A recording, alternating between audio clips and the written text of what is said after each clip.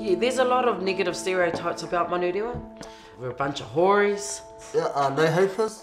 Thieves, if your car gets stolen, you'll find it in Manurewa. Rati Naho is a bunch of wannabe pretenders. Every night, Monday to Sunday, there's a party. A lot of girls don't make it to their last year because they end up hapu or pregnant. We never really worried about them falling into those kind of situations, dropping out of school, hooking up with the wrong crowd.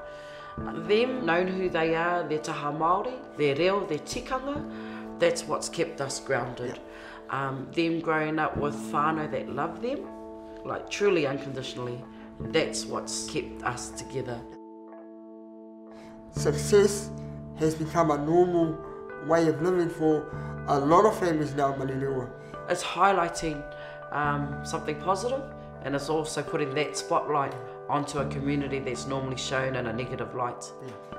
What we've built a lifetime around is creating a mindset within our family and within Manurewa marae about whānau celebrating their successes.